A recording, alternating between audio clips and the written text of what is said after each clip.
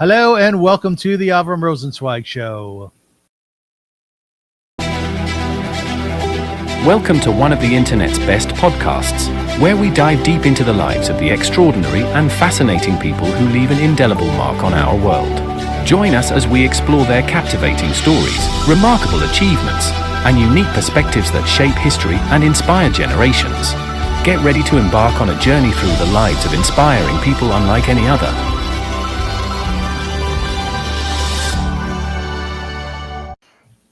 Hello and welcome to the show. My name is Avrum Rosensweig and I'm delighted to be here with you. Thank you for watching and thank you for listening and thank you for supporting the show. I was talking to my dear friend Harvey Brownstone the other day, and you may know Harvey's right now he's considered to be one of the finest interviewers of Hollywood stars in the world, in the entire planet. So he knows what he's doing, and he's a wonderful friend, very loyal, and he's my mentor. And we had this great talk. I was going up north to pick up my son, Noah. He went camping for a night, and he couldn't sleep the entire night, so he asked me to come pick him up, and I did, which is a great bonding moment. Anyways, Harvey called me on the road, and he said, I just want you to know that I'm really excited about how you're doing and how your show is going. And I said, Harvey, that means a lot from you. Thank you so much. And I said to him, I said, when I think about doing this show, what comes to mind is it's not the money and it's not the fame. Although the money would be nice because I've never been great with money and I can always use some. And the fame, come see, come saw. I don't really care too much about that. But what I do care about is getting my message out there. And that message is of an inspirational one. It's the idea that there are so many people that we share this world with who are highly inspirational, very talented, very gifted, very giving, very loving, very grateful and appreciative of what they have, and they pass it on to others. And that really is my goal. And the reason that is my goal is because I truly believe that if we look at life more so in that context, who's our neighbor? Who's that person walking next to us? What do they have to bring to this planet? What is their gift? I think that'll be a wonderful road, a less bumpy road, if you will, to peace, to shalom. And therefore, that's what I'm doing here. So I hope that you glean from that. I hope that you pick up on that and that you do your very best to get to know that person next to you and allow them into who you are, show them your gift, your talent. And as I posted on Facebook this morning, if you don't know what it is, if you don't know what your talent is, what your gift is, ask someone who knows you. Because very often they have a great sense of who you are, sometimes more so than ourselves. And the other thing you can do is go outside, close your eyes, lie in the sun, meditate, and remember your dreams. Because we all had them, especially when we were little people. I wanted to be a fireman. That never quite happened. But we all had dreams. And if you can recall them, capture them, and then consider, hey, maybe that's what I should be doing with my life, that would be a great thing. Now, in that light, I am very excited about today's interview, as I have with me a new friend, and her name is Rebecca Keren Jablonski, otherwise known as Becky. Now, welcome. Thank you for doing this. I'm grateful. Oh, thank you, Avrum. Thank you so much for having me. I'm really excited. Yeah, it's great to be with you. You're a rabbi. That's right. You are a rabbi. Now, the reason I say that with the type of inflection that I did use is because my father was a rabbi. And Becky, my father was a rabbi who wore a blue pinstripe suit, a dark one. Mm-hmm. He wore a fedora. And he was very, very orthodox and conservative in nature. So if he were alive today, God bless his soul, and I were to say to him, Dad, I'm interviewing Rabbi Becky, he would say, oh, nonsense. Rabbi, female rabbis. Do you have to put up with that a lot? It comes with the territory, and that's okay. And actually, the worst was that I had to put up with it myself, meaning from within my inner voice, my inner critic.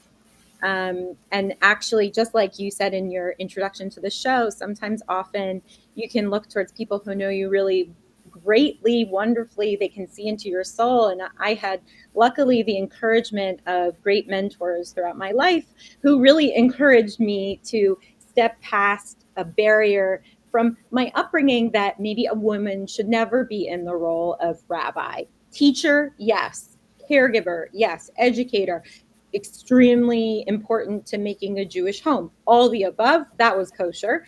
But this role reserved for only men being rabbis, that was what I grew up with. That's how I understood the role. And I had to even come to the understanding that I could step into this role. So of course I understand that people from the Alte Welt and possibly, from traditional backgrounds don't accept me. I wouldn't walk into a mosque wearing things inappropriate and donning anything that wasn't allowed. And likewise, I totally respect the Orthodox members of my family, the modern Orthodox members of my family. I feel comfortable going to Hasidic communities, and if I omit that I'm a rabbi, but say that I'm part of the Jewish life or the Jewish business, as sometimes I joke.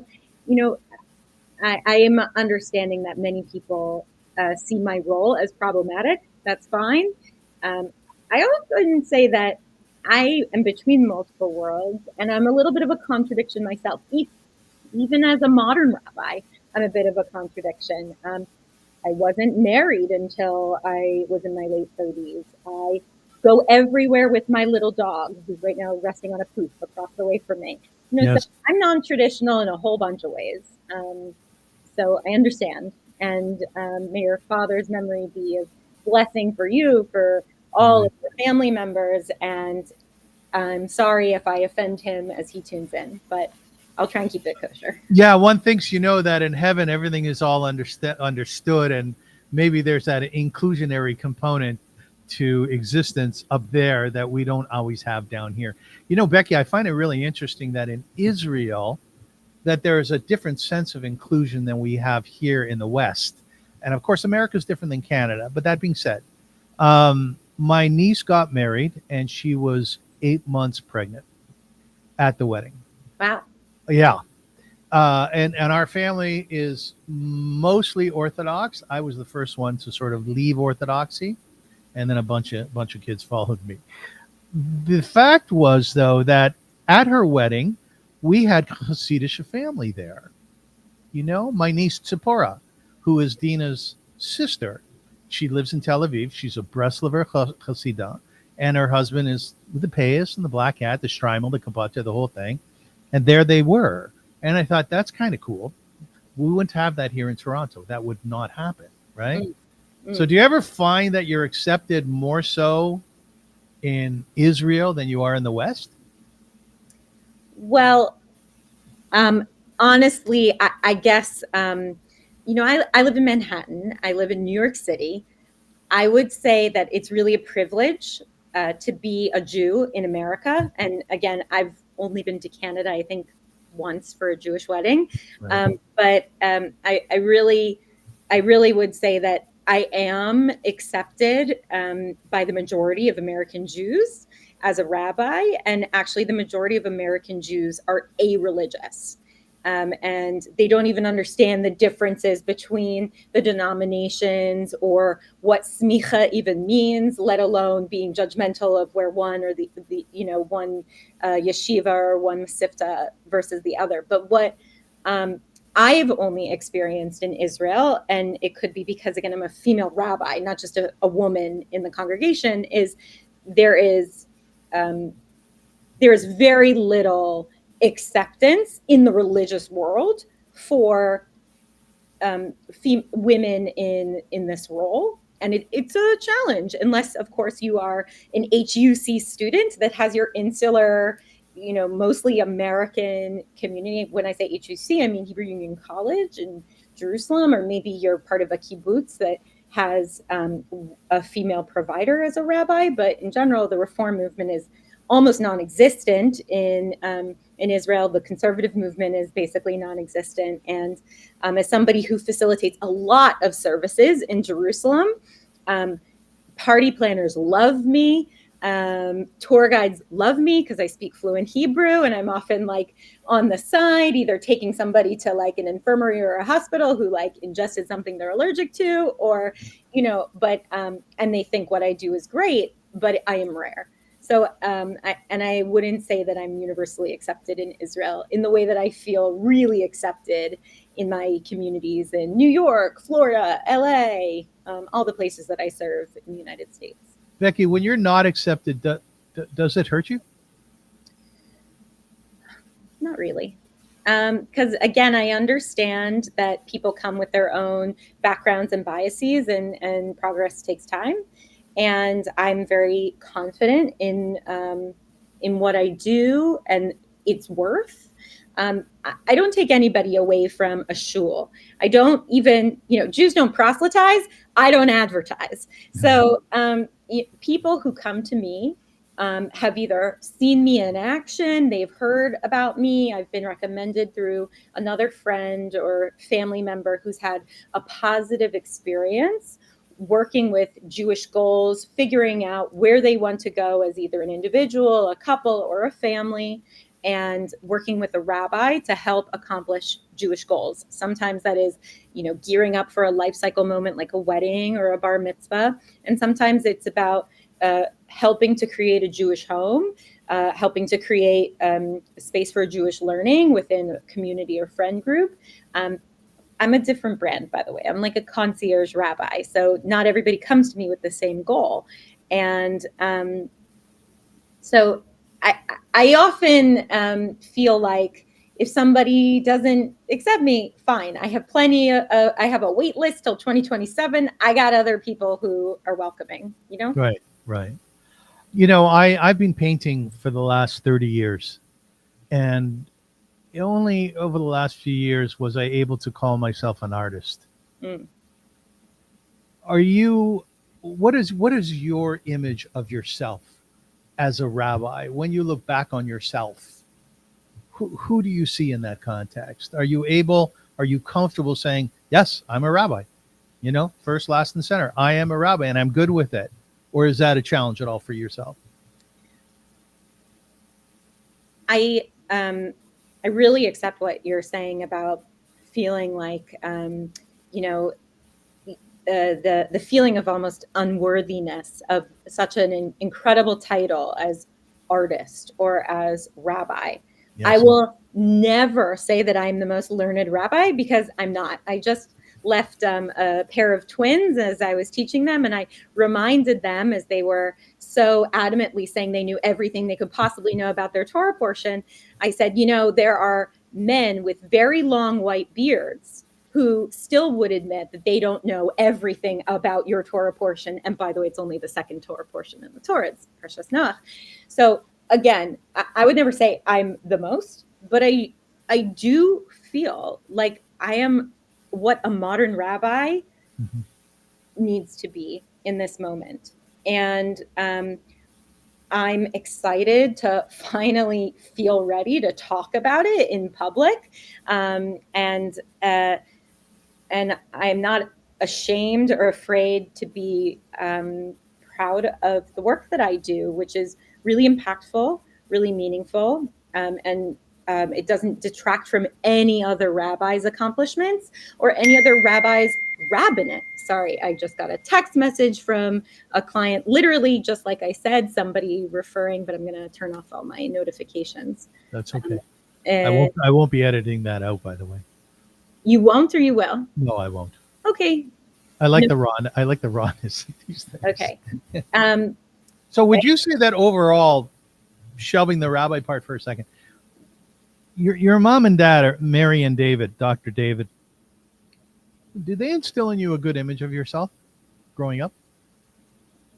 That's a great question. Probably. I never thought about it in that way. Because first of all, it was mostly drilled inside of all my siblings, my relatives, that we were all made in the image of God. So,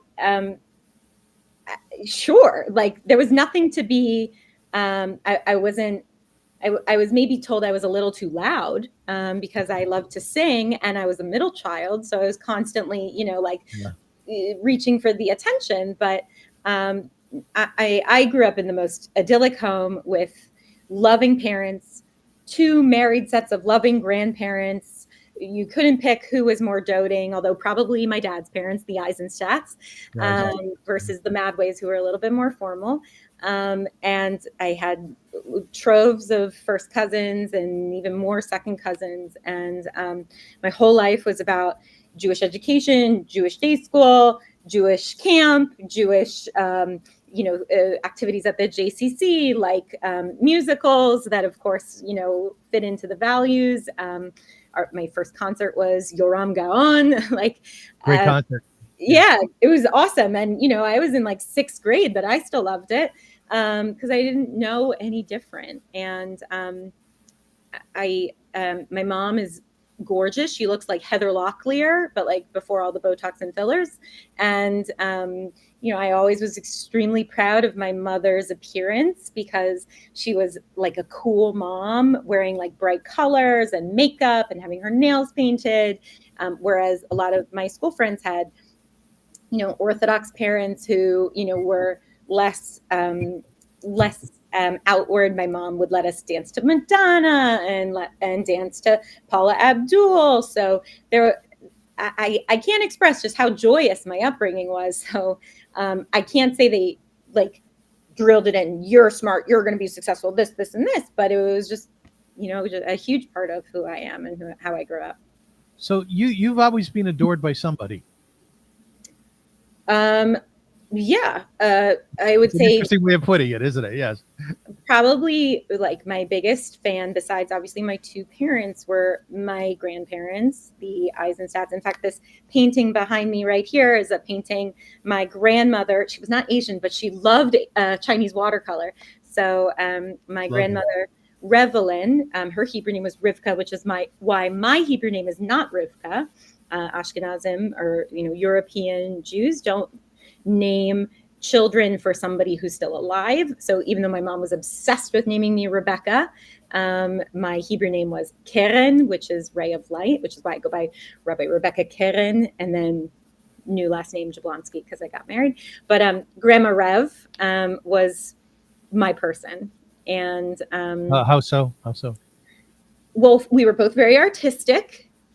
So I would paint with her. I would often sort things for collages that we would later make together. Cut out from magazines? Cutouts from magazines, buttons, strange little pins that had fallen apart that we would repurpose. Grandma Rev's father, my great-grandfather, Yosef Zev, he, Camp was that last name. He actually owned a trash dump. So everything could be repurposed into art. Nice. Yeah. And I was the hand-me-down queen, being a middle child and one of many girl cousins. And my grandma and I really bonded over that. And Yiddishkeit, when I was singing, she loved, of course, when I would sing anything in Hebrew. She was interested in teaching me a little bit of Yiddish before I ended up learning Yiddish. But both my grandparents on really all sides, they would forbid me learning to sing in German. And I just had I probably saw my grandparents every single Saturday night, even through high school, instead of, trying to have cool parties and friends, which plenty of the kids were doing. We'd go out to dinner with our grandparents. And where would you go? We would go to a place, we go to 2 places, JJ Muldoon's in Gaithersburg, Maryland, which as I got older became challenging because I started keeping kosher after my bat mitzvah. My family grew up keeping kosher, and then Uncle Bill, my mom's brother, came in and he put cheese on a burger on the grill. And my dad was like, yes, that's it. The whole house is unkosher now.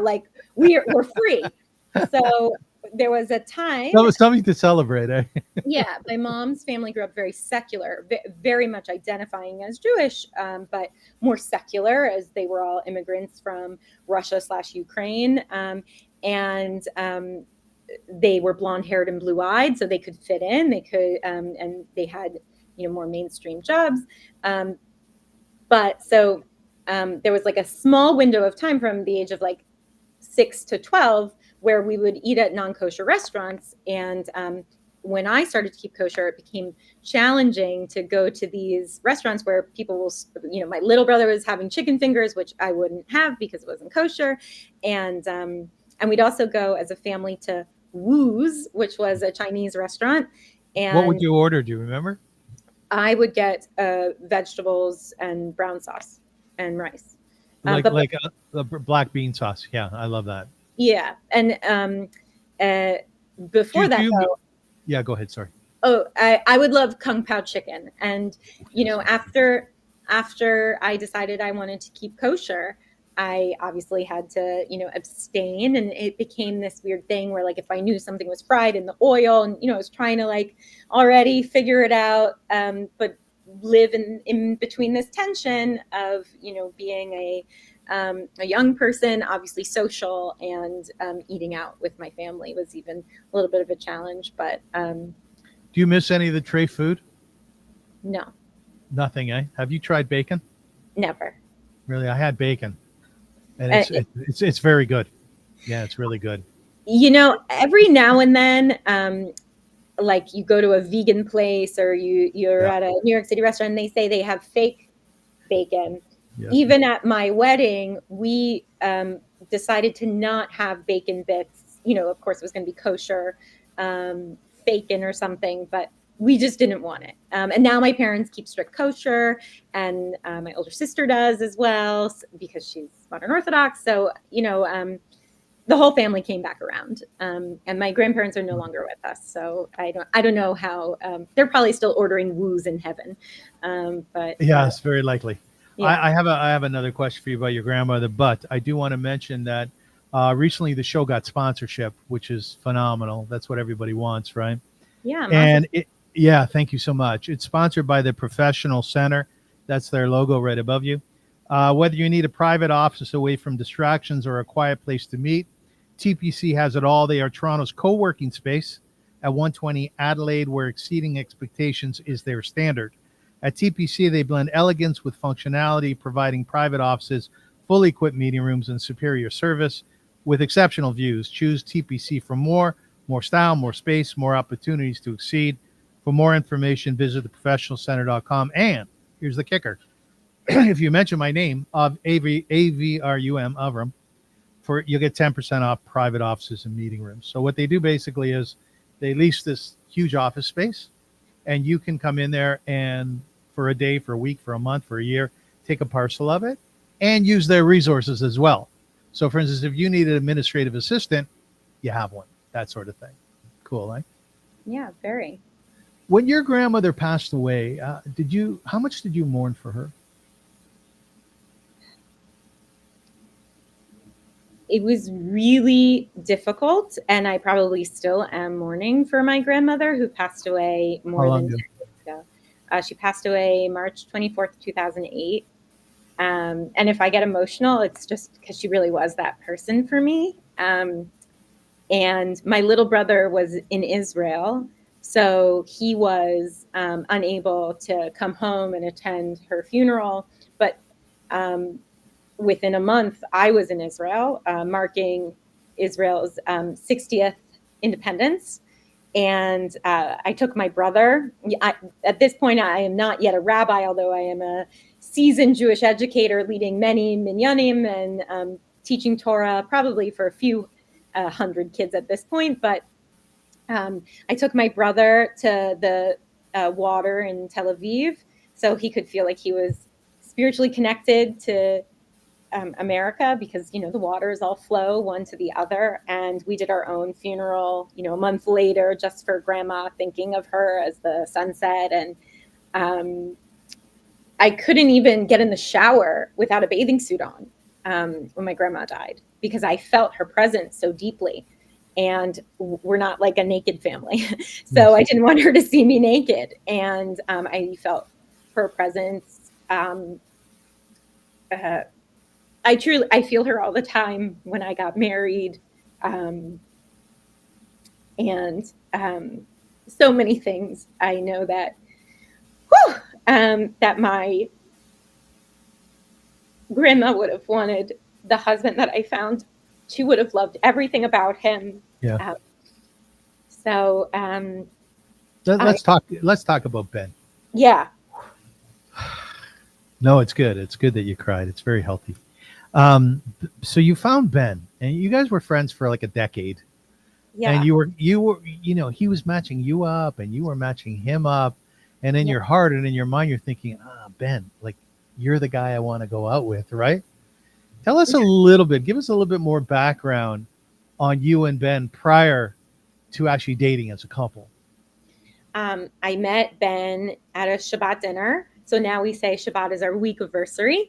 I met him at a Shabbat dinner for mostly Israelis. An American Israeli girl was obsessed with trying to find her own Israeli husband. So she would host lots of Shabbat dinners in her small, crowded apartment. And at the time, I was actually dating an Israeli guy. So that's how I got my invite. And Ben was involved in Jewish charities, but was a recent resident of New York. He had just moved from Australia. So I think he knew like one person at this Shabbat, and almost everybody was speaking in Hebrew. And he overheard that I was in the Yiddish theater, and he grew up speaking Yiddish. His grandparents were Holocaust survivors, and his father was born and raised in Poland until 1965. His father moved when he was 20 to Australia. So Yiddish was a huge part of his upbringing. He went to a Yiddish-speaking school. I actually have like a painting of Shalom Aleichem right behind me. His first school was Shalom Aleichem, school in Australia. Anyways, so we just hit it off. We were speaking in Yiddish at this Shabbat dinner. Of course, I had this other boyfriend, but I quickly wrote him a message after the Shabbat dinner that I hoped he'd always look out for me.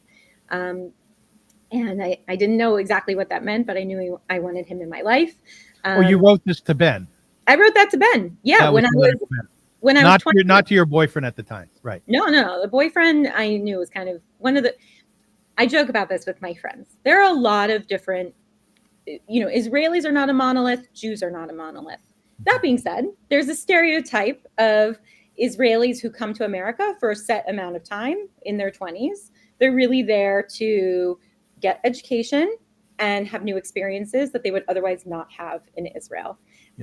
So I was dating somebody who was on a more self-interested plan in New York City, maybe making a lot of money, trying to date as many girls as possible, and then go back to Israel where he'd find his person.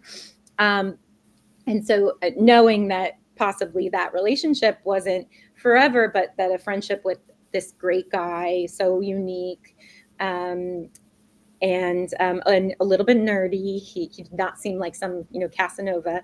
It seemed to, it was worth extending myself and saying, please look out for me. He came to my birthday parties, and they were always with my sister because I have the same birthday.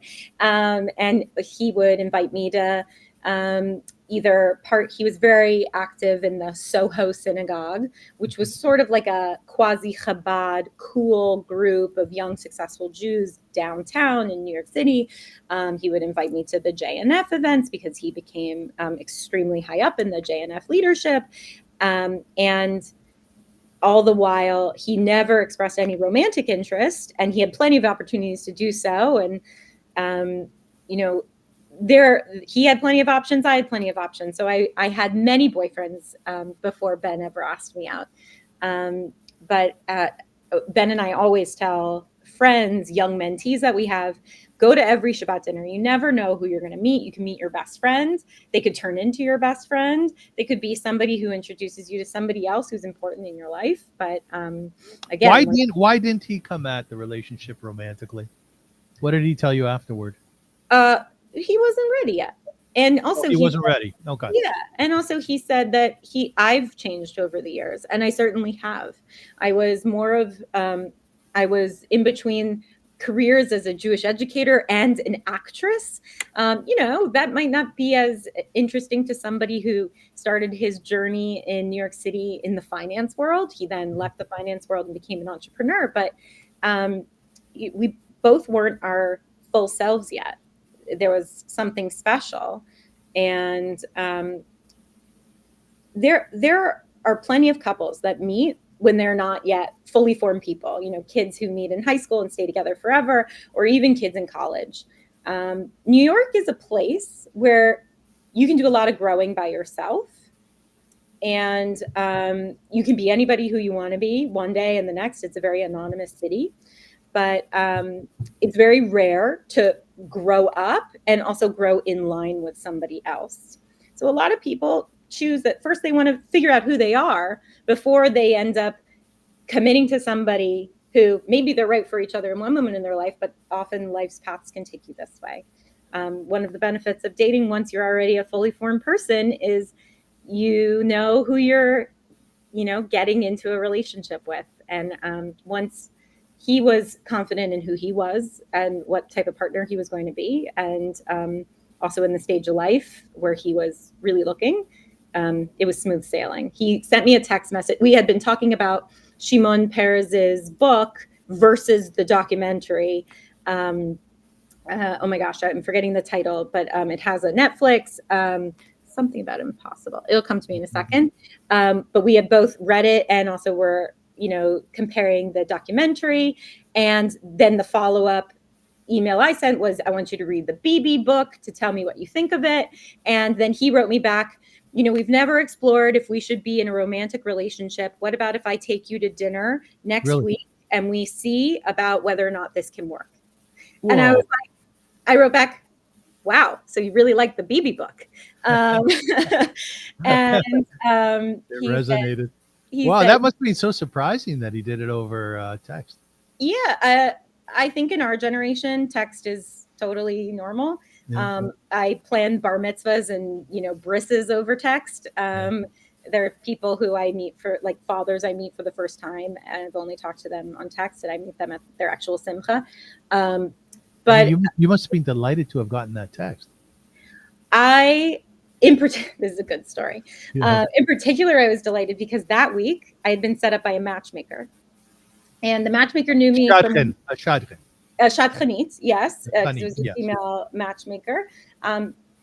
And she actually knew me from a synagogue that I once was Ba'alat Kriya, which means I was like the on-staff Torah reader. It was a great job. I would, have to prepare for like half a minute, and I could, I was paid to read the entire week's Torah portion when there wasn't a bar mitzvah or, somebody who was reading for like a yard site or something. So anyway, she knew me from this community. She knew I was now a rabbi.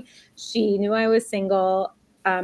She told me she had this great guy for me. I was so excited. Okay, great. Like, never tried a matchmaker. Let's see what they can do. They've had some success in the thousands of years. Anyways, she told me to show up to a certain restaurant, and it was very hard picking a time because I work almost every night until at least 9 o'clock. Because I go to people's homes and I bring Judaism into the home. Anyways, finally picking a time, 9:30, restaurant. Okay. It's a very expensive restaurant. So I thought, okay, this person's successful. He's willing to invest in somebody who doesn't know. I was told, look for the blue sweater. Walk in the restaurant. I look around. There is no person suitable for me in a blue sweater. Contact. I said, I don't think he's here. Do I have the right place? And she said, he's the older gentleman in the back with the blue sweater. This man was either in his 80s or beyond. I was very surprised, but I'm a nice person. So I, introduced myself and I sat down, and he was old enough to be a grandfather to me. And I was very upset for a lot of reasons. Number one, I don't have a lot of free time. I stress myself out for getting there. I might have even gotten my hair done. But also, what did this woman think of me? That why would I be a woman? She knew I was a rabbi. She had to have known I have some morals and values. I'm not interested, and thank God I don't have to be, but I wasn't interested in just dating somebody for their money. And But how was the evening? How was the talk? so he was pretty combative, and he told me how his family had survived the Holocaust, and he was, but like they had been in part of it and then escaped. His first language was Yiddish. I was like, oh, I speak Yiddish, and he was like, well, I don't believe in God. And I was like, then why are you out with a rabbi? You know, like we're just going to be at odds the entire meal, regardless of the fact that, you know, you're from the silent generation, you know, regardless of the fact that there's really nothing for us to do here. He was also, I would say, probably used to getting anything he wanted if he paid for it. So he was definitely not my type of person, to date. And again, you never know why life brings somebody into your sphere. So I was respectful. He tried to bring me back to my apartment in his car. He had a driver. I said, no, absolutely not. You know, all the many things. I actually tried to split the bill because I really didn't want him to owe me anything or me to owe him. And like, I really just wanted it to be done. Did he let you pay the bill? No. And he kept ordering more drinks. And of course I only had like half of one. And he had, so I called the matchmaker the next morning, like as early as I could, to basically say, you know, who do you take me for? And why would you ever consult a girl in like, even in the same like category of age as myself? This person, he's looking for his companion for the rest of his life. But any girl my age who agrees to it is after the wrong things and is taking advantage of this individual. And she said back, do you think any of your friends would have any interest? And I was like, you didn't listen. And anyways, I've never talked to her again, but it was the same week that Ben made his overture to me. So, you know, I was really disappointed both in that like the pickings are that slim. I have to date the, you know, 80-plus-year-old Holocaust survivor, or I'm going to be single for the rest of my life. That's what the shadchanit, that's what the matchmaker thought of me. And, we can all get into a scarcity mentality at times. You know, I was just talking to these two boys about Noah's Ark, actually. And I said, was Noah really a good person? After all, he doesn't bring in any of the townspeople. He doesn't even fight for anyone else in the town. There might be innocent people. What about that like innocent daughter of somebody, or that innocent, you know, son, the babies? He doesn't say anything to God. And one of the boys said, well, I wouldn't have offered a place in my ark because there wouldn't have been enough food. And I thought, you make do with what you've got, or God would have provided, or 100,000 things. But thought, wow, this kid in a beautiful home in, I was in Old Westbury, New York, seeing one of my out-of-town clients. And I was thinking, scarcity is even a problem for this 12-year-old boy. Yeah. You know, we're constantly thinking that we don't have enough and there isn't enough for us. And it can certainly impact people who are nervous about having a shidduch, finding that person, that there aren't enough single people out there. And people feel like there's not enough money in New York. There is not enough opportunity. There is not enough, there aren't parking spaces. There aren't enough spots at restaurants you want to get a reservation at. So scarcity is a real, you know, problem, but that's why we bless our homes, hopefully with shefa, with abundance. And good for you. Yeah. So I think, you know, playing in that tension of scarcity, that's part of the reason why that, you know, terrible date. And plus, trust me, I had so many terrible dates, but that one in particular, that week was really hurtful to me. And yet Ben came in to save the day. So Ben's your soulmate. Yes. What does that mean? What is a soulmate? Well, certainly, we could say there's biblical proof that, you know, when the first human being was created, it was actually somewhat hermaphroditic, that there was a male side and a female side. And then in the next chapter in Genesis, the two were separated and made into true companions. Ben and I are companions in the way, like kenegdo, it's in the text, that we complete each other, that we oppose each other at times, but it's a sense of balance. I'm much more type A than he is. I'm organized, and yet I have a creative side. He is a visionary, and he is somebody who he's so kind and overextends himself, and so we both have a desire to make the world a better place, but we have different ways in which we can do so, and we balance each other, and we're both each other's sense of calm, and we're committed to making a life together, even through disagreement and those oppositional moments. Does he hear you? Like right now, he's not in the room, but does he hear your voice? Does he hear your narrative? I think one of the problems that we find very often in relationships is you're not getting me. You're just not hearing me, right? Oh yeah, I mean, like, by the way, I'm like resting on a copy of my book. My book comes out tomorrow, and he literally listened to every single word, and he would often say, like, switch that to 2 instead of that, or 4 or something. I mean, he listens to every word. He reads everything. He has actually incredible hearing. He should have been a spy. Meanwhile, I actually don't hear very well. So he hears me probably more than I hear him.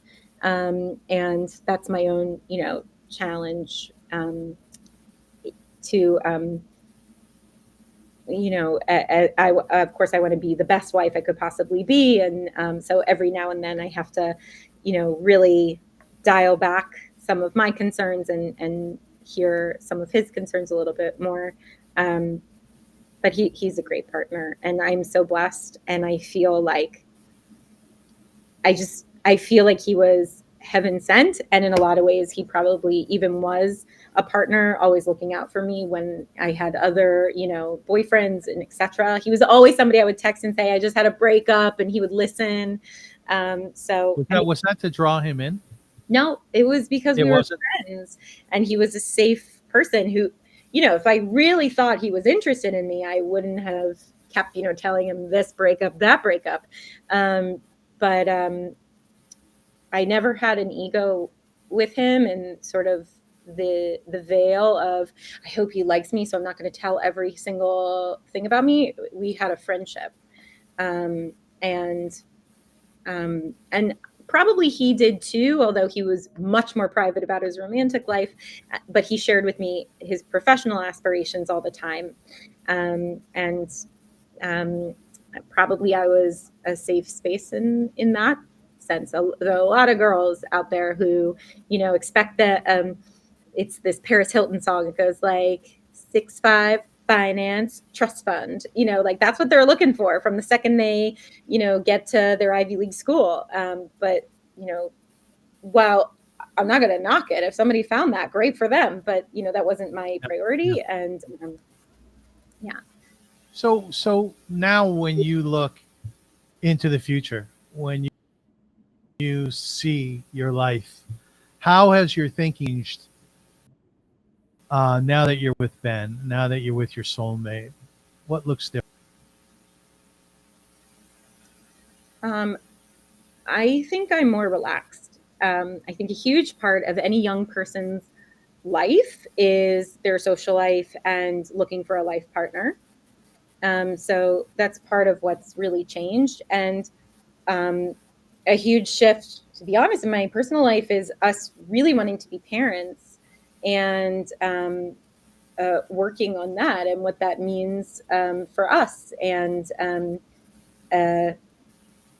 I mean, that's a big shift from being a young professional author / rabbi / musician and performer. And he, started a business, and he is also the chairman of a foundation and has a hand in another business and is an investor in places. He also plays concert piano at Carnegie Hall every year. Like, Wow. So he's the best. Our goals together are to create our Jewish family. And to us, by the way, that doesn't mean necessarily religious, although, we observe kashrut, and we, of course, mark the Sabbath. We don't keep Shabbos. And we do not keep, by the way, the same level of kashrut. He eats outside of the house whatever he wants. It's not allowed in the house, but but we want to have a Jewish family that pays tribute to, where we come from and what we want for the world. Nice, kind Jewish kids who go to some version of day school, depending on what we can afford in the next, 5 to 10 years. And, that's what life looks like. And that's particularly challenging in the way that I'm a rabbi, because I work for families. I work for, private clients. I don't know if they have it in Canada, but there's this concept of concierge medicine, that people can have family doctors, or even like subscribe to a service where the doctor comes to your family. They, serve you in that way, but you don't have the backup of a practice and of, all the admin, etc. There are great ways to the way I work, but also it means that I am a business owner. And so for what motherhood will look like for me, it's a question mark. I don't know. I had one client decide they no longer wanted to use me because they figured within 2 years, maybe I wouldn't be working as much, which was something I don't think any of my male rabbis ever had to deal with, even though they had, some of them had, 6 kids, etc. And they were probably way more, pulled in multiple directions for a whole lot of reasons. But anyway, so there's a lot up in the air about what my future looks like. But I knew that this was the right time to share what my present looks like and what the present looks like for the Jewish community in America. And we can compare and contrast with Canada, but what it looks like to be a Jew and to mark Jewish life cycle moments is something that's like really changed in America. And it's something that I facilitate, this, relevant way of practicing. And I want to share that. And so hopefully lay seeds for my future practice, serving more people or helping other people serve in the way that I serve, to keep Jewish people engaged. Yeah. So I want to get to that. Yeah. But before I do, I want to lend you a little bit of encouragement that I have a friend here in Toronto who's a rabbi, and she has triplets. And she's doing very, very well. That's great. Yeah, she's doing wonderfully well. And there's another rabbi whom I know. He's gay, and he got married, and they have either a little boy or 2 kids, and they're doing great as well. And they did so later on in life. So there's a lot of people out there, like society is just adjusting so dramatically. I had my son when I was 46 years old. And, I was older. My partner at that time, she was much younger than I was, but life was something that we worked with. We managed it.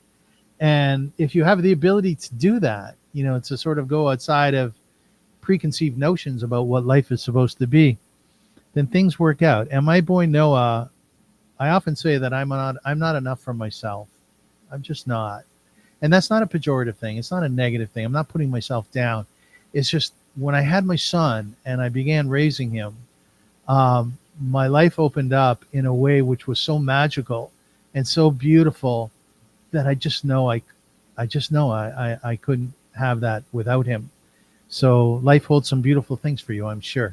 Sure. I can't wait for them. Yeah. Bisha Tova, as they say, life will be beautiful for you. It is. Yeah, you're welcome. So let's talk about your vision. You've written this book, which is coming out tomorrow. Mazel tov to you. Thank you. I am so envious of what you've accomplished, because I've been trying to write a book for years. And I think that anybody who is able to put together a sentence and then another one and then a paragraph and then a chapter and then an entire book, that really is a tremendous, tremendous feat. How was the process of writing this book? Thank you for the congratulations. It feels like I birthed something, and it's like entering the world tomorrow. I have written musicals before. So writing and poetry and have it published. And I worked with a mentor for a long time, that mentor who helped guide me to be a rabbi. So it wasn't a completely foreign idea that I would write all this down.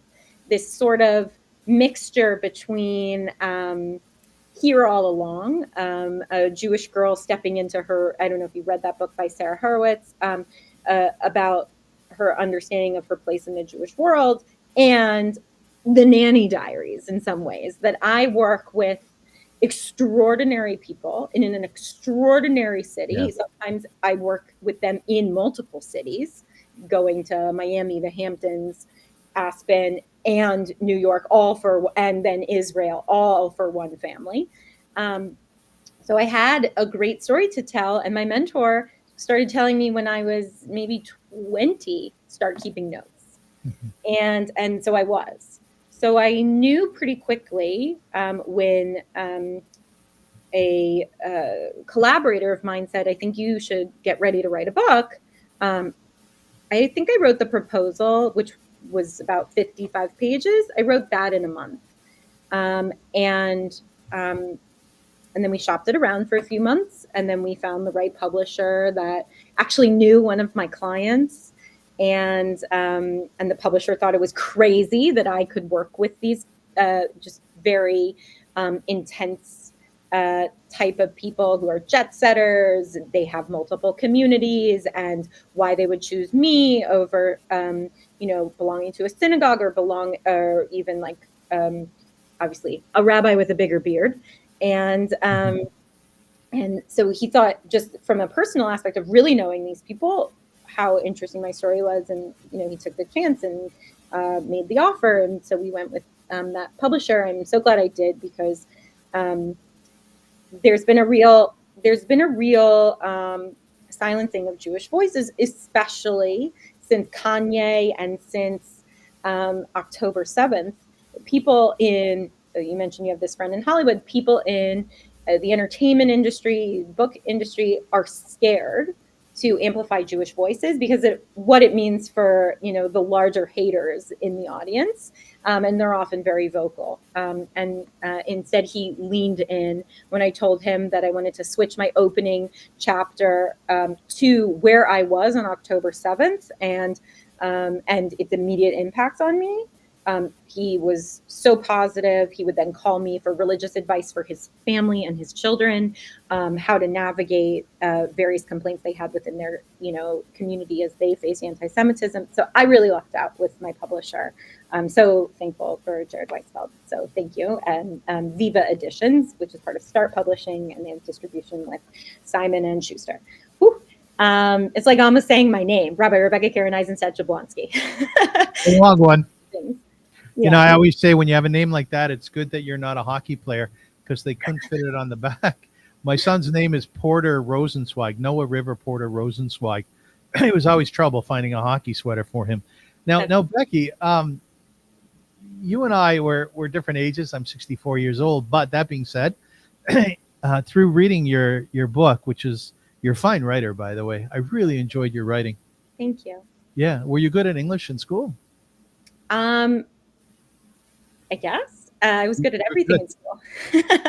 Good. Were you a good student? I was a very good student, and I went to NYU Tisch School of the Arts and Stern School of Business. But so math is very deep in the family.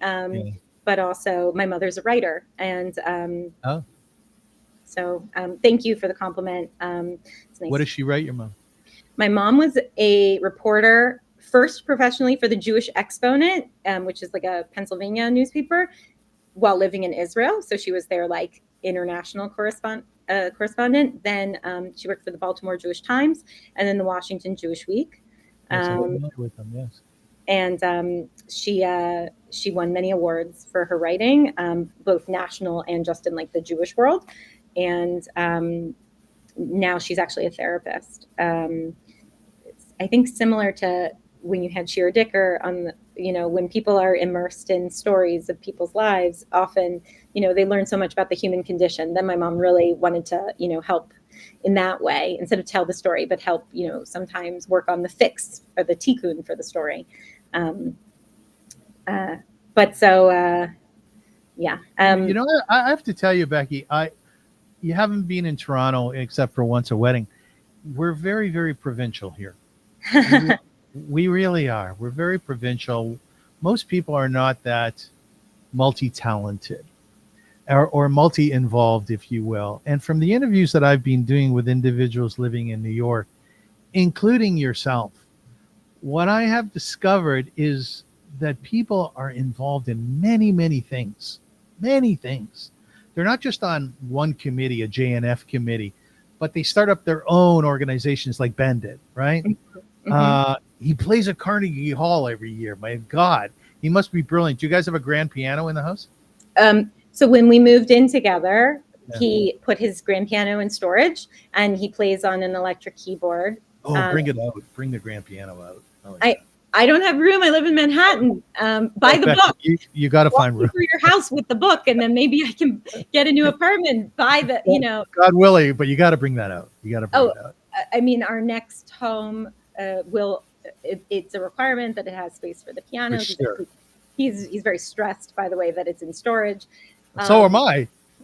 By the way, my father, who's a PhD economist, also composes, and so I guess I lived in the slash. A lot of people in the gig economy say like they're a writer / producer / director / whatever. I was constantly taking opportunities wherever they came. I was a web designer / wrote for the theater / graphic design for Broadway websites, and taught Hebrew and on faculty of synagogues for years before I was like so frantic I had to make something more concrete, and decided to go in the path of rabbi. But it doesn't mean that I gave up on my love of music, fashion, by the way, business. So I agree with you. I think it's part of the survival in New York City that, first of all, for a long time, having just one job doesn't always pay the bills, but also it's a city for extraordinary people. And it doesn't necessarily mean just rich and wealthy extraordinary. I mean, there are incredible people. And I have a very close friend who lives in Toronto, who's a female rabbi, and also she was my ketubah artist. And she's a slash. She's a rabbi, and she's an artist, and so I bet you have them in Toronto too. Can I ask you her name? Rachel Rosenbluth. She goes by Bluth. There's no question that we have them in Toronto. It's just not solidified as it is in New York. In New York, there seems to be this spark that's emanating from the metropolitan component of where you live and the communal component. I'm hearing about these new shuls starting up all the time. The Karlbach shul, these other shuls that you mentioned in your writings that just seem to be so vibrant, and they're oversold. There's not enough room, to include more congregants. So yeah, of course we do have people like that here, but the stage of it is not as grandiose. It's not as exciting, right? And people who come here from New York, basically what they say is, well, it's very quiet. It's very peaceful. Yeah. Now, Becky, I wanted to ask you before we got sidelined that the Judaism that I grew up with was very, very formal, right? It was very clear what was required of us. If you were Orthodox, then you would lead a halachic life, which means according to the rules of the Torah, right? You would dress in a certain way. I went to yeshiva for a number of years, and you would study Torah incessantly, especially Talmud. And there was sort of almost like a one-dimensional component to it, albeit something very, very rich. I'm no longer Orthodox, but I do miss aspects of it, the ritual, the communal components of it, and so on. But what you are putting forward, I think, tell me if I'm correct, is much different than that formality. You say that it's very purposeful, it's very interesting. You say it's a lot of fun, right? And I think what you are doing is bringing the components of your character, which is as a thespian, as an actress, as a writer, right? As a family member, as someone who seems to be very attracted to Judaism and Torah and those values, and you're shaking it up. How are you doing that? How are you shaking it up? I think as that thespian, you have to tune into what the audience wants and what the congregation wants. I think I heard in one of your other podcasts, I think the person's name was Eli, not Eli, Rosenblum, maybe, who you had? Ellie Rubenstein. Oh, Rubenstein. Thank you. Sorry. He said something to the effect of synagogues aren't striking a chord with their members, and that's part of the reason why they've become irrelevant. Not everybody has the same chord that needs to be struck, but tuning in to who's right in front of you and looking at what they truly value out of Judaism, what they were missing in their past affiliations or past experiences, and what they're craving for their current moment, their life right now. That's one of my gifts as a person, that I'm pretty discerning at figuring it out in a quick way that I can then offer some sort of a program, whether it's an actual syllabus or whether it's weekly lessons that address that need, or multiple sessions within a week or times. But religion is not one size fits all. It's never been. The Jewish people always disagree.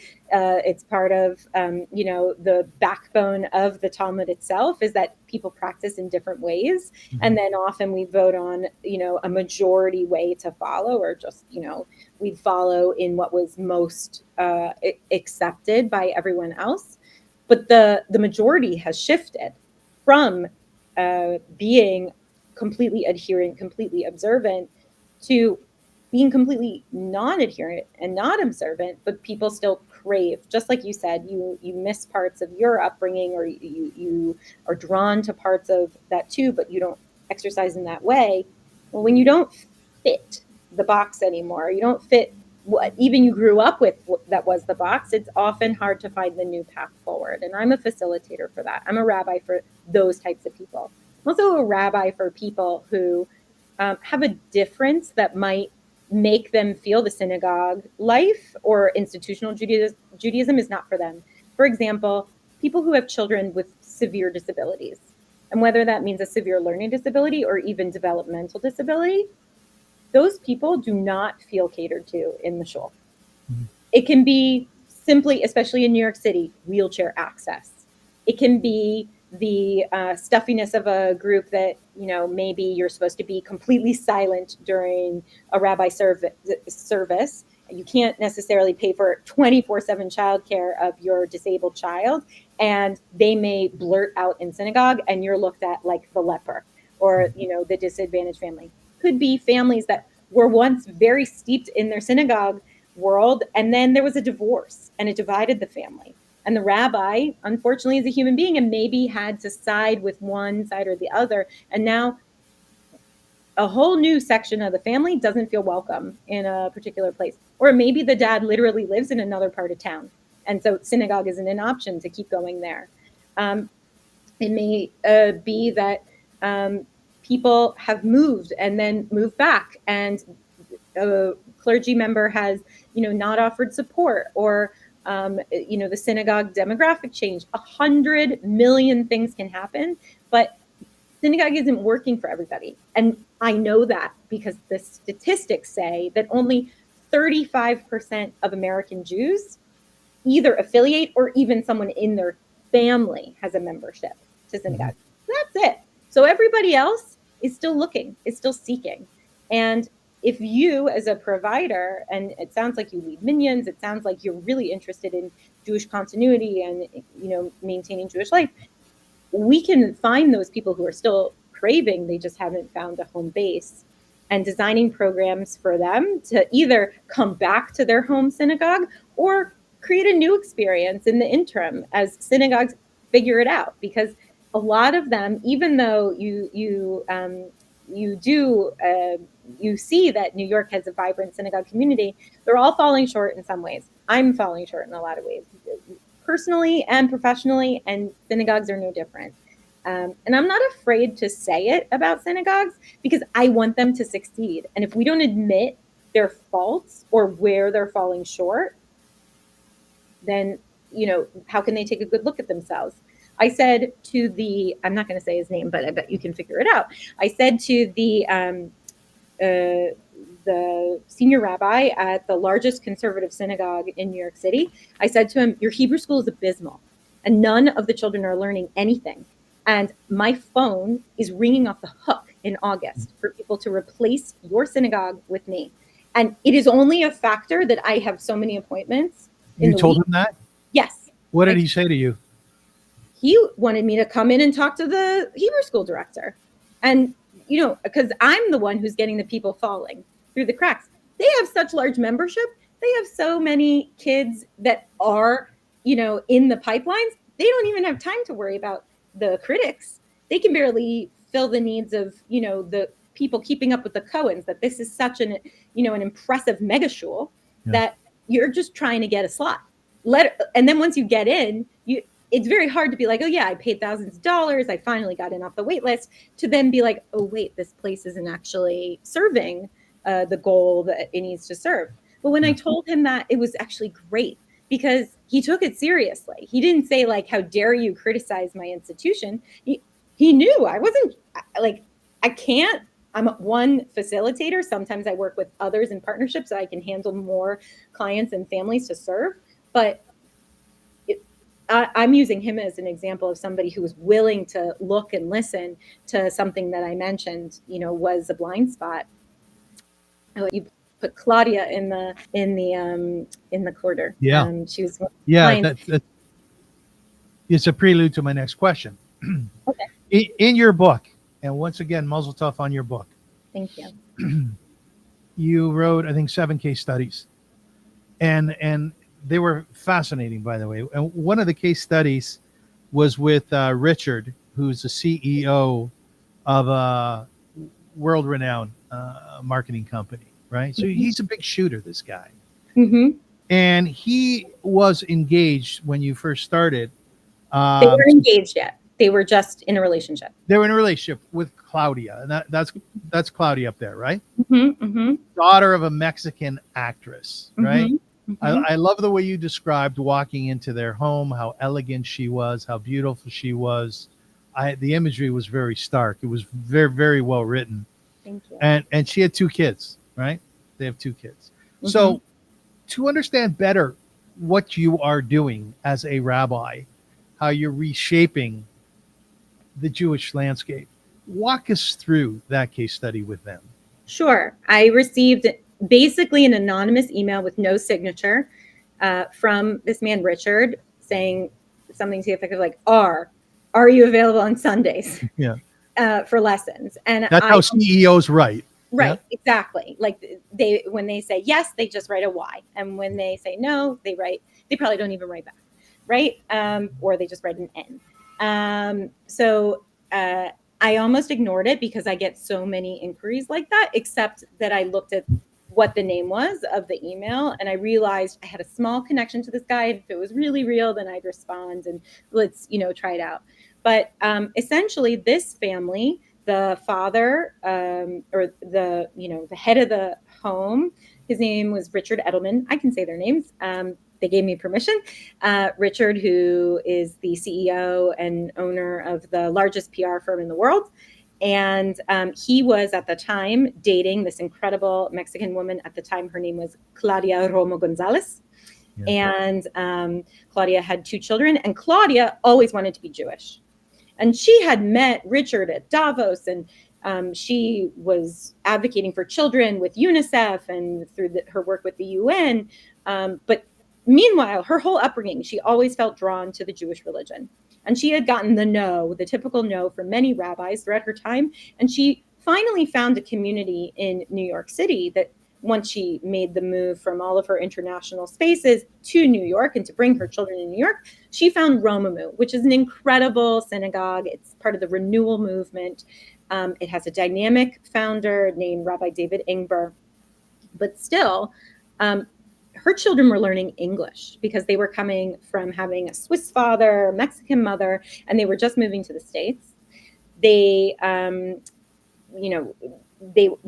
her son was like a year out from his bar mitzvah, and Romamu has strict requirements for what a bar mitzvah is, and reading in Hebrew, for example. The child doesn't even know English yet. The child isn't Jewish. He had to go through a ton of education for all of his things, plus make all new friends, plus accept that his mother is dating a new person, and just even living in New York and what that's like. And this is Joshua, right? This is Joshua, her older son, who, of course, she named Joshua because even before she was a mother, she craved becoming a Jew. So she named her children names that would be easier to be accepted as Jews, Joshua and Tamara, right? Yeah. And so they needed somebody who wouldn't just be, the Hebrew school check-ins 30 minutes once a month, but could really manage their education to become Jewish, and Jewish as a family also.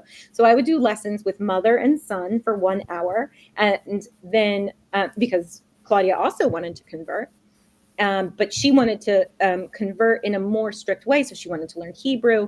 She wanted to learn prayers. Her son needed to learn prayers and needed to learn Hebrew. They had, slightly different goals, because Claudia was just conversion. He was, the end day of a bar mitzvah. And Tamara would learn with Richard's sister, who was in her 60s. And it was a way to unite Richard's, side of the family that hadn't quite yet come around to him dating this woman, because he had a prior marriage. And so Richard brought in his sister to learn with Tamara. In some ways, they were a complete mismatch. This, also professional woman in the PR world who went to Yale, is an incredible intellect, etc. But she's learning on the level of a 10-year-old. But at the same time, she took such a kick out of Tamara. And how are we going to cook together? How are we going to create a Jewish home? How are we going to even make this into a home and not just, a part-time living situation for Richard, and balance all their international tutors and tennis lessons and long trips to Mexico or to Switzerland, etc., to Europe to see their biological father. I mean, in some ways, it was a complete chaotic space, but it's the type of thing that extraordinary people who need more from their community, but they're motivated. It's why they come to, a private provider to really customize something. And we had to then alter lessons to what was interesting to Joshua as a pubescent 12-year-old boy. We also had to engage him to be okay with the fact that he needed to have a circumcision. Yeah, you wrote about that. Yeah. And, it was such a conflict for me to even write about. And I painstakingly chose my words because, of course, I think he'll one day maybe read it.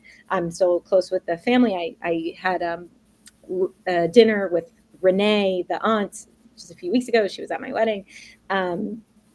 And, the family is all thriving and doing extremely well. But I have to imagine there's some level of pain and trauma associated with becoming a Jew, because Joshua had to do it with a painful surgery. And he was already nearly 6 feet tall when he had his circumcision. So you can imagine it was an incredibly different type of surgery than the babies have to have, right? And yet he wouldn't have belonged without it.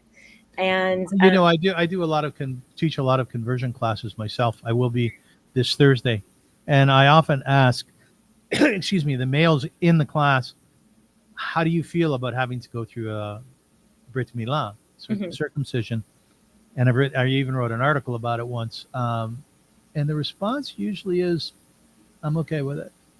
Mind you, Josh was younger, right? Right. Yeah.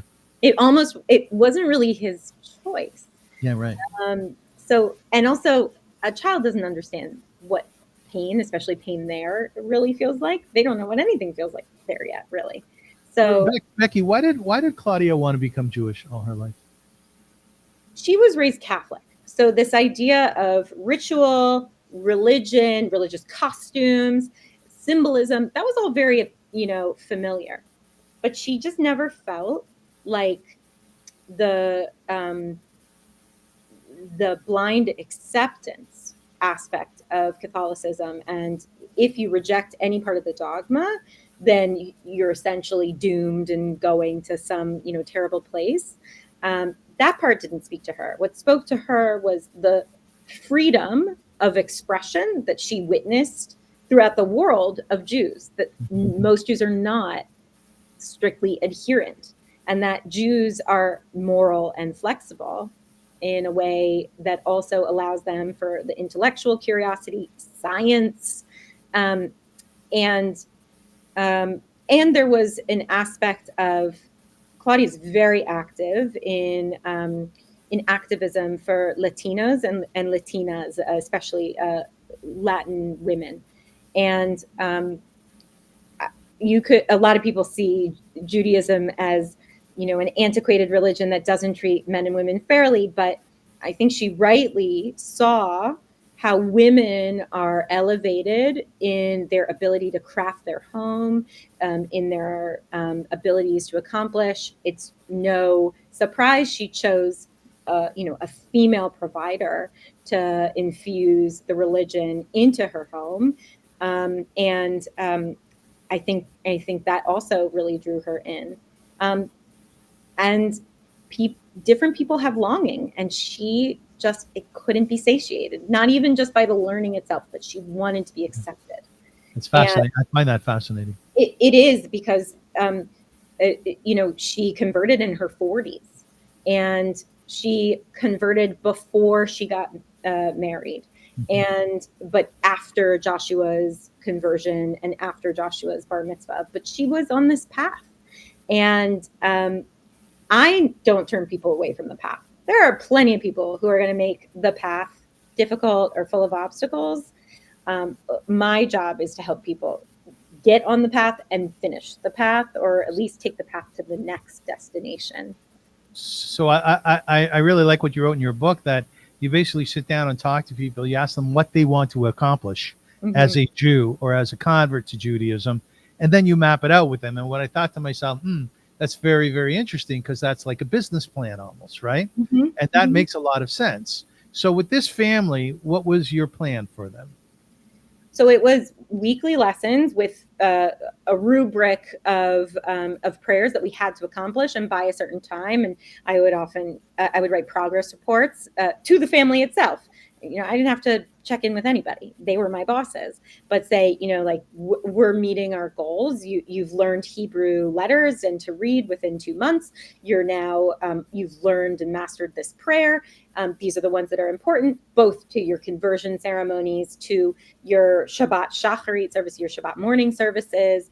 Now, do we want to know how to have a Kabbalat Shabbat service at your home? Now we need to focus on those things, and really lay it out. And often I'm at the mercy of a client's interest and a client's availability. So, often people say, when do you start working with people? Well, with Tamara, she was 10. With Joshua, he was 12, right? And Claudia's, was in her 40s. Renee was in her 60s. The longer somebody spends learning, the more they can get out of the experience, the more, especially, it's so hard to retain information, more in information overload, but hopefully the goal is that within all these lessons, they were retaining what they liked, what they wanted to continue, and what they were going to continue.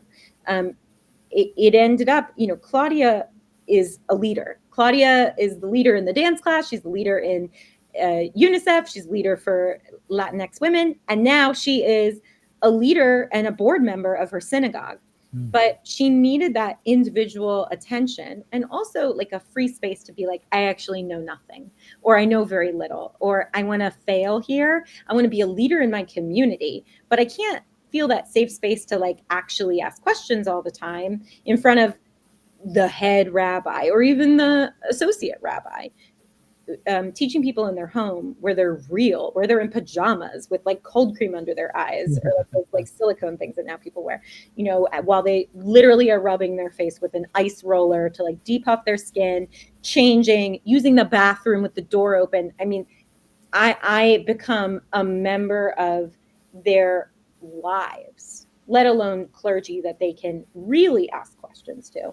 There's so much distance between the clergy. For example, in the Catholic Church, they're in a costume, they're on a pulpit, they go back in their lair. Even when you're confessing to them, you can't even see them, right? The same with American Judaism. The rabbi's in a costume, they're up on a stage, they're the only ones who know the words, they're the only ones who know the page. Often you feel embarrassed that you're on like 4 pages behind because you didn't know that you were supposed to turn, and you're waiting for them to tell you when to rise and when to sit. Now, I wasn't raised that way. I was raised as soon as I could, I would be, the one leading Musaf, and I knew all the prayers. I was the minyan leader at my school. I knew what we were doing, but I couldn't even believe in all the synagogues, just how everybody's, bored in the pews and completely disengaged and passive.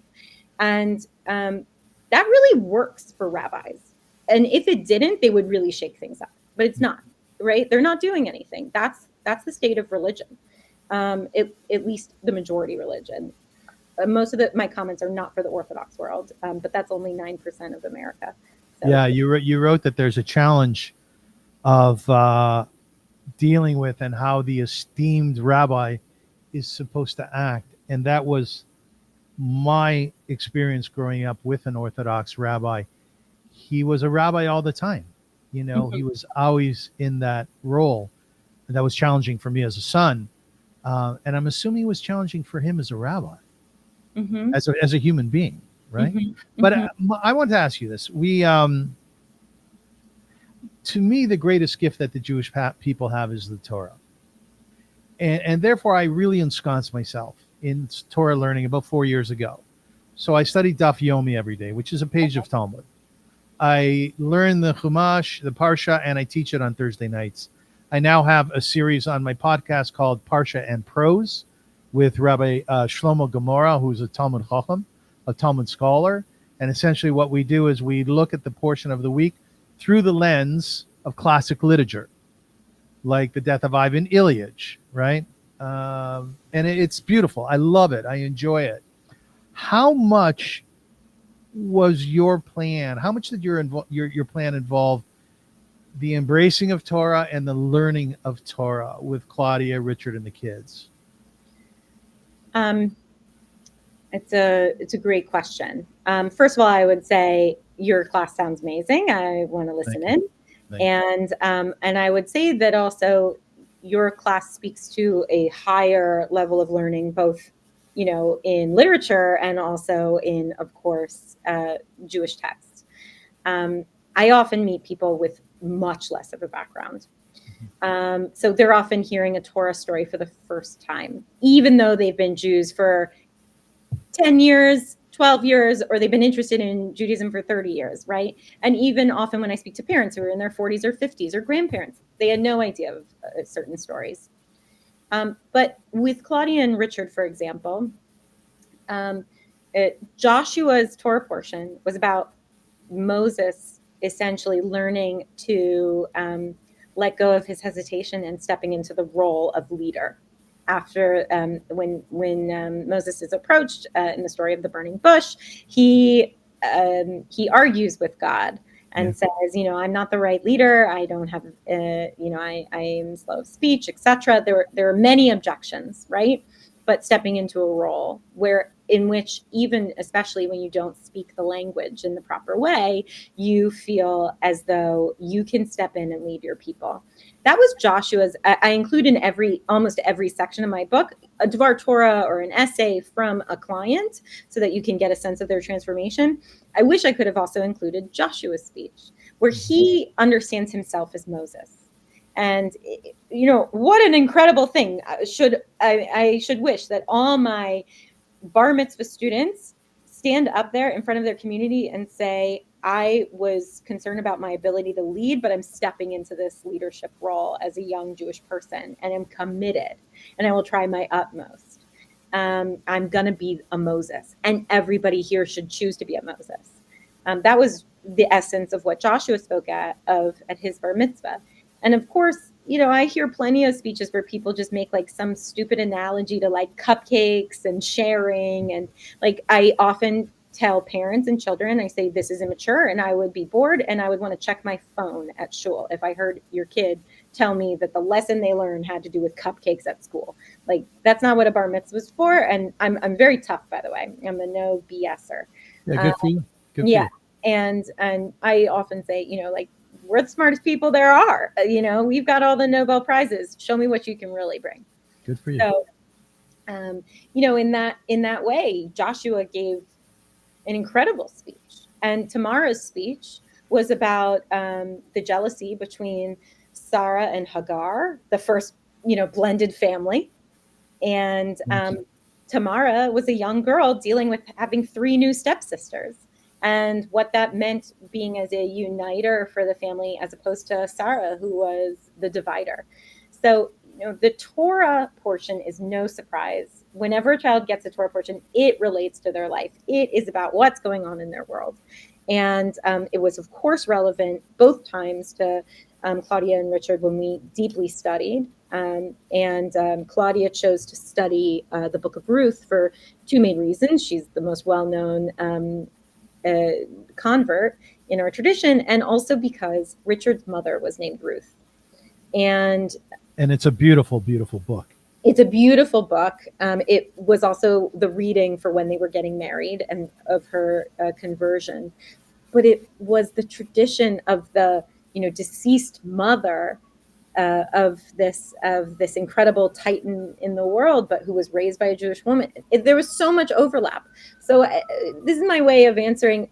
It's totally unique to them, and yet it's not, because every single case that I work with, there's a way to bring in either Torah, Talmud, Haftorah. My bat mitzvah this past weekend, she decided she wanted to talk more about Isaiah than she did wanting to talk about the book of Deuteronomy. So, there's so much accessible and what speaks to people, but it's part of the way we present our stories. As providers, we have to do a really good job of making sure that we present the part of the story that's, relevant and weighs in, and remind people who don't have this Talmudic background that arguing or looking up other opinions are a part of it. And most intellectuals get like that when you write an essay, you want supporting opinions, or you want, additional sources. And you need that so what factor. Judaism needs the so what. So yeah, I'm sorry. What? Accolades to you, by the way, for being tough, because I have found too. I've led many bar mitzvahs, many bat mitzvahs, and other ritualistic programs, and I found that what our schools, our Talmud Torahs are teaching is namby-pamby Judaism. It's just silliness. And your example of a Devar Torah, which reflects this, yes, we made cupcakes, for the homeless, which is nice. I dealt with the homeless for 20 years. It's very nice. But it seems to me that you really challenge the kids and the families to push, to reach higher, right? To see an aspect of Judaism which is much richer than that. Because eventually I'm going to ask them something else of their lives. I'm going to ask them to somehow put themselves on the line for this tradition. And whether that means outwardly displaying it with, Jewish stars or, symbols of Zionism, look at me, I'm like covered in the jewelry, but whether you're covered in Judaism. Whether or not to stick up for your people because you're going to do, a lone soldier program, whether or not you're going to speak against a teacher who says something anti-Semitic in your, pluralistic school that's not just Jewish. What we're training B'nai Mitzvah to do is say, this religion is rich and deep, and it's worth fighting for. It is not, we talk a lot about the victimhood of our people. Chas v'shalom, should we have let them be victim in all these centuries, but that they only learn Sesame Street Judaism, and then the next generation says, what's the point of fighting for it? It's pretty pointless, or it's irrelevant, or it's not that deep. And the way it's packaged for the lowest common denominator, that often you go into a Reform synagogue, or not even Reform, but just, certain synagogues, and they'll say, all you have to sing is nai, nai, nai, and lie, lie, lie. And while, yes, there are beautiful niggins, and of course, I love Carlebach music, where there's a lot of yai, da, da, da, da, da, right? But no, you have to raise the bar. We're asking people to get holy, to get Jewish, and people won't accept that from somebody who doesn't see where they are currently. ultimately I try to lead an aspirational life. I show how much greatness Judaism brings to me and to my life and through other people, that it becomes, I've got to, raise my bar so that I can achieve this, so that I, hit my Jewish goal. And when you're really like knocking a Jewish goal down, then you feel like, okay, I have achieved something. What's next? I also work in a very, achievement-based community of New York City. So, you do your marathon, then you do your triathlon, then you do your Ironman, etc. So I'm lucky in that space that I work with. Becky, I've been asking my guests, be they Jewish or non-Jewish, a very simple question, and I'm going to ask you this question. I'm going to ask you because I sincerely want to know. I want to find out something that I don't know, and I want to see if there's any possibility of just discovering a truth that I don't know, that we're not looking at. And the question is, with all of this, you represent Judaism very beautifully, by the way, very beautifully. One only has to listen to this podcast to know that there is such purity, such goodness within the Jewish world, within the world of Torah, within the world of ritual. With all of that, Becky, why are we such a hated people?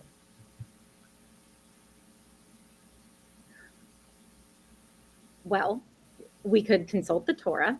The first time we were ever hated was by Pharaoh, when our numbers got too large and we were perceived as a threat, and our loyalty was doubted. We are a very unique people in that we both have a religious identity and we have a peoplehood, we have a national identity. There is no Western religion that also has a peoplehood like us. We are unique. We have somehow succeeded and somehow persevered through all of the persecution. And because of our unique status and because we won't go away, there is a lot of negative feelings towards the Jewish people. But anti-Jewishness changes, and it rears its head in different ways in different centuries, depending on the temperature of society, whether or not we're in a more nationalistic sense, whether or not we're in a religious fundamental era of society. But Jewish people will not waver on who they are, and also that many things make up a Jew: Jewish belief, Jewish practice, and Jewish nationhood. And as long as we won't give that up, we are going to face haters that either dispute our loyalty as a people living in one place, but of course loyal to the Kingdom of Israel or the State of Israel.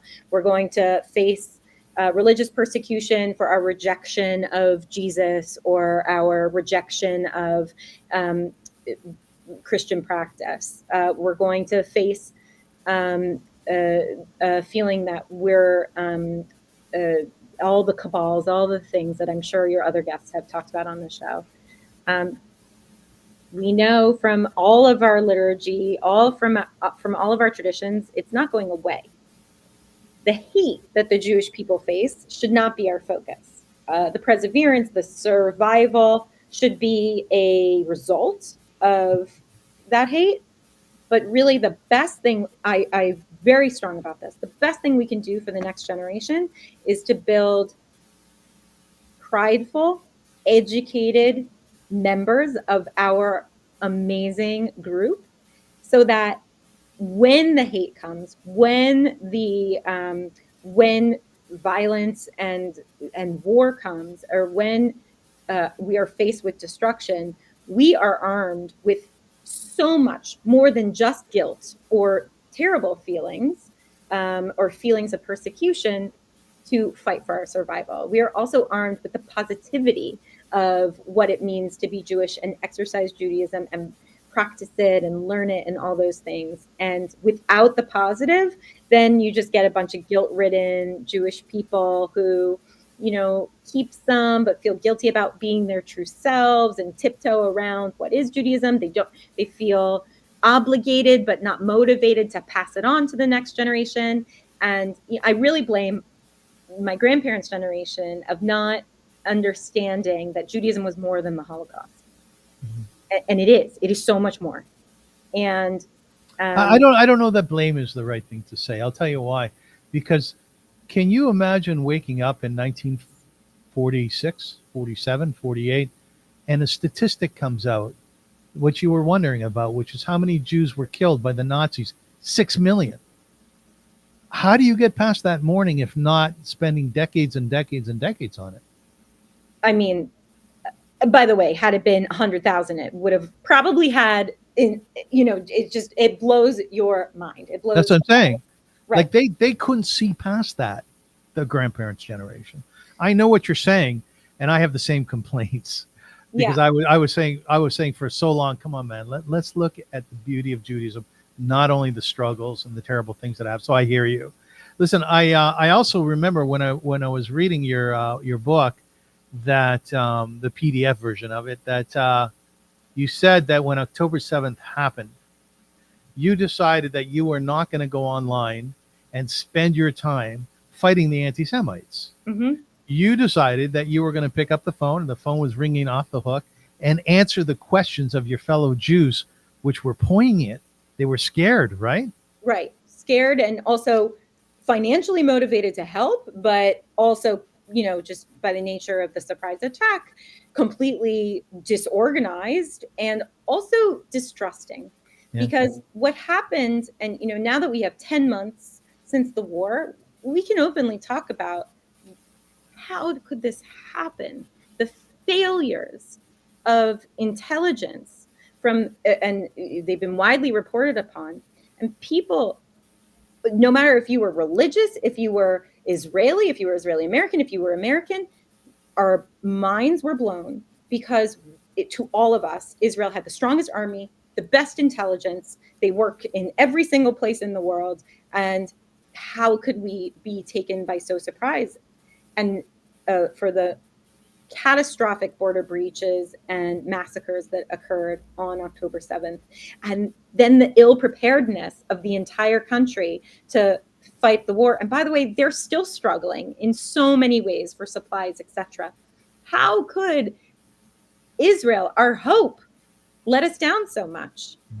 There were real things we could do besides just say, this is a travesty and this is, and just finger point and expect people who should resign or step aside to take responsibility and do that. Eventually, many of them did. But what we needed to do in the immediate was we needed to take action as individual Jews who said, I have money, I have means, I know a guy with a plane, and I'm going to get stuff to Israel because I don't even trust the Jewish organizations. They've been lying to me this whole time. They said that Israel knows everything, or they said that we had the best, and we didn't. The army wasn't even there for hours.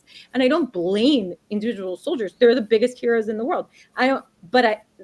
Blame is part of looking at what we need to change. And sometimes it's changing leaders. Sometimes it's changing complete structures. And there is accountability. There's accountability in Judaism. There's accountability. It's called cheshbon nefesh. There was so much cheshbon that we were doing.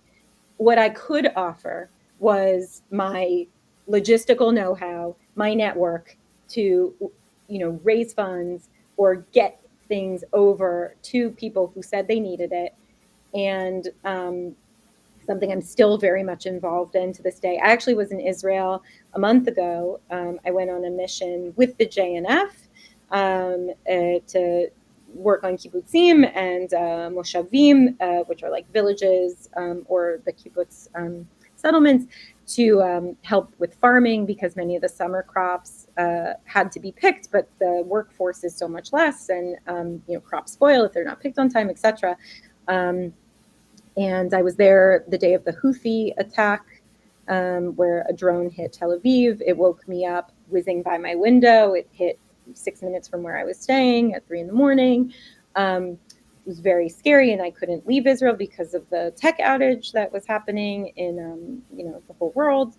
So this is all to say, I help in every way that I can, and I'm critical because being critical is important. I don't just take things at face value, but I will do anything in my heart to help the Jewish people, help restore the land, help, bring chizuk to the people, and just let them see that, a girl who has a very busy schedule, a book coming out, a puppy, a new husband, was willing to leave all of those things behind. I'm like actively looking at my ovulation cycle, actively leaving that behind so that I could volunteer in Israel and do anything, even though it was, of course, a drop in the bucket. Are you scared or what are you scared of? You don't seem like a scared person. Yeah, I'm not a scared person. I'm celiac, so I'm scared of gluten.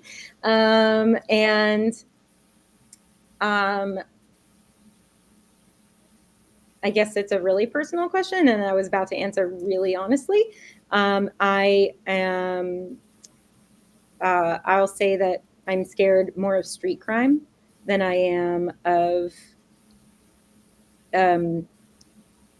the fear. I do not fear being Jewish in America. I have been in situations where I've turned my Jewish star ring to the other side if I realized there was a crazy person on the street. But New York City has become a more dangerous place. I'm more scared of things like a random act of violence, and I am very scared of that, than I am of anti-Semitism anywhere, especially on college campuses. I went to NYU. NYU was ridden with anti-Semitism when I was a student in the early 2000s. And there was no real operation you could point to. In fact, I remember watching that Arafat died from my dorm room. We were in the midst of hoping, Ehud Barak would come through, and et cetera, et cetera. So, all the feelings of anti-Semitism now, of course, there is anti-Semitism on campuses because it's always been there. It was there in 1933. It never goes away. So those things are burden to deal with. But I'm not as afraid as maybe other people. I'm sure my mom would want me to be more afraid than I am. Yeah, that's mothers. Yeah. She's probably very happy to hear that I'm scared of like street violence. And that's why I asked it. She asked me to ask it. Do you use artificial intelligence at all in your job? Good question. Sometimes I prompt kids if they're really stunted with like a Dvar Torah or something. I say, why don't you ask AI? I did have a bride and groom that I'm marrying very soon. They said, thank you. They said they wanted to write their own text of a ketubah, but they had no idea where to start. I said, ask AI. Just, start it. Right. And, but every now and then, we use AI, my husband and I both, AI pretty interchangeably with just a search engine, if we're curious about things. We prefer Perplexity. I don't know if you've used that one yet. It's sourced. So you know exactly where the information comes from. And it often pulls from at least, 3 sources. So I wrote it down, and I'm going to take a look at it. Thank you for that. Okay. But what I did was I asked ChatGPT to write a poem about a female rabbi. Do you want to hear it? Sure. Good. In a quiet corner of the sacred room where light filters through ancient glass, a figure stands transcending gloom with wisdom as her steadfast compass. Her voice, a melody of faith and grace, weaves through the echoes of the past, a tapestry of tradition's embrace. In every prayer, her heart is cast. Her hands, though gentle, wield the scroll. With reverence deep they guide and turn, unfurling stories that shape the soul. In sacred text she finds and learns. Her gaze a beacon soft yet clear, bridges of understanding span. A rabbi's love both far and near, transcending bounds of space and clan. In every lesson, every rite, her spirit dances ever free. A guiding star in the dark of night, she carries forth our legacy. With strength and kindness intertwined, she charts a course through time's expanse. A female rabbi, wise and kind, in faith's rich tapestry, she prance. Through trials faced and blessings known, she leads with grace, both firm and mild. In her a timeless truth is shown, the heart of faith forever wild. Isn't that lovely? It's lovely. Good job, ChatGPT, and for you for writing the prompt. Yeah. I think that I love the image of being a wild woman, Yeah. and that's why I And have a you call yourself the hot rabbi, right? So it was a title bestowed upon me, which I lovingly accepted. From a JTA article, right? No, Oh, that that was was reporting upon my hotness, but very good. it was actually priorly established by Love that. New York party planners. And actually, I think the JT article, its focus was that I was a An Uber. subject, say, an Uber of rabbis. Yes. An Uber rabbi. There we go. Yeah, I was working at the time on a follow docu-series with Reese Witherspoon's Hello Sunshine. They are large production company. Obviously, Reese Witherspoon is like an Oscar-winning actress and also producer. She has many awards. So they had optioned my life for a follow docu-series. There were plenty of problems with the way in which I believe they pitched the show and also packaged the show after, following me around and filming me with clients, couples, families, my own social life. They wanted it to be like Sex in the City, the Rabbi edition, but they also had in the pocket like Sex in the City, a plumber edition, Sex in the City, a painter. They had lots of those. First of all, I wasn't willing to show certain parts of, Sex in the City, and also just the anti-Semitic climate, both in Hollywood and other places. It wasn't really the right fit, at least for now. But it's very cool. They wanted to do it. It's so cool. Made me feel like 5 seconds. I'm actually going to move towards my computer charger. So you get a small view of, though that's my ketubah right in the back, right there. Right there. Okay. See it. Very beautiful. Yeah. Lovely. Yeah. I'm just moving to my charger. And that's my hope. I'm not editing this out, by the way. That's fine. I don't mind. Open book. So Becky, I mentioned to you before at the top of the show that we have gotten sponsorship, and we've gotten sponsorship from the Professional Center, Toronto's premier co-working space at 120 Adelaide, where more is the standard, the industry leader since 1987. TPC offers private and team offices, fully equipped meeting rooms, collaborative workspaces, premium amenities, and exceptional hospitality. Book a day, book a week, however you long, how much time you want. Escape work from home distractions, of which we are all familiar with, and discover more privacy, more productivity, and more community at TPC. For more information, visit theprofessionalcenter.com. Use my name for a 10% discount on private offices and meeting rooms, AVRUM. I used the word privacy because I wanted to impress you. Did I? You were already impressing me. Thank you. But I have an Australian husband, so he has there you go. an accent. So. Yeah. I want to conclude with a prayer for the hostages. May the one who blessed our ancestors, Abraham, Isaac, and Jacob, Sarah, Rebecca, Rachel, and Leah, bless, preserve, and protect the captives and missing soldiers of the citizens of Israel and the Israel Defense Forces. May God rescue them from captivity and speedily restore them in peace in the merit of the prayers of this holy congregation who pray for them. May the Holy One, blessed be God, show them mercy, increase their strength, remove their pain, and send them a recovery of body and spirit. May God return them to the bosom of their family swiftly and soon. And let us all say amen. Thank you. Thank you for doing this. Yeah. I like you, Aw, I like you too. Yeah, I think we like each other. Like you're really such an inspirational human being, and that's what I want to do through this show. So thank you for all the work that you're done and that you're doing, and tell your parents they've done a great job. Tell Ben that he's very lucky, and all of your clientele. I mean, you're just really a magnificent human being. So thank you. Thank you. Thank you very much. I'm appreciative, little shaky on the worthiness, but very appreciative of the praise. Buy my book, Confessions of a Female Rabbi. Where can we buy it? You can buy it like everywhere, but especially, Amazon, Barnes & Noble, where Canada has books too, I'm sure. And then I also, quick plug, I'm part of an anthology of essays called On Being Jewish Now. It's I'm one of 4 rabbis, but 75 contributors. I wrote an essay about my experience in Israel this summer. some fashion designers that are Jewish, and novelists and actors that are Jewish are also a part of it. But four rabbis, and I'm one of them, which is nice. Oh, look at that. But so I have a lot coming out. But really, Confessions of a Female Rabbi, relevant Buy it. religion. Yeah, buy it. Buy that. Wallpaper your house with it. Ladies and gentlemen, thank you so much for listening, for watching. I'm very grateful that you have, and we look forward to future shows. And I remind you, please, that what I would like people to do, if anything, in terms of my podcast, is to really listen closely to our guests and to take out of them what has inspired them in life, what has moved them forward, what has compelled them to achieve some very, very special things.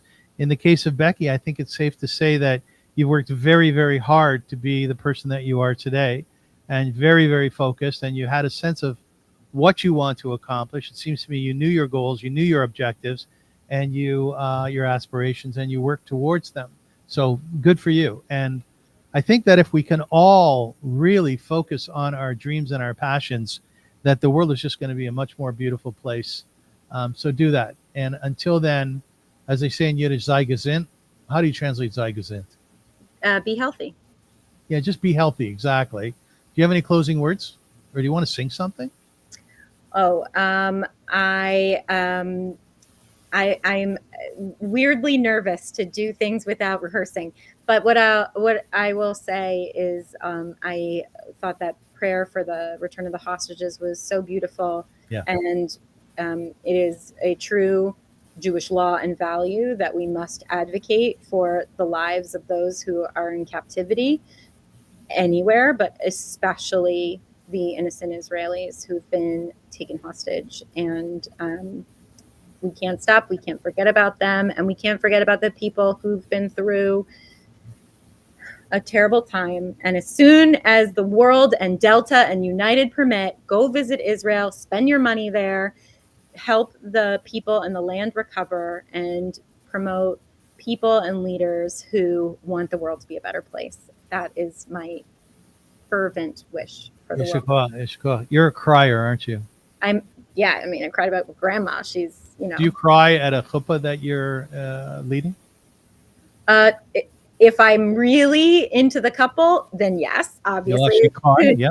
Oh, yeah. Especially like, oh my gosh, if the groom has like a glimmer of a tear in his eye, he normally walks down first, I'm dead. I'm done. But at my own wedding, I cried less than I thought because I was so happy. You were happy. Kol hakavod. Yeah. All right, Becky, thank you. Thank you to all my listeners and viewers. We'll be back soon. Until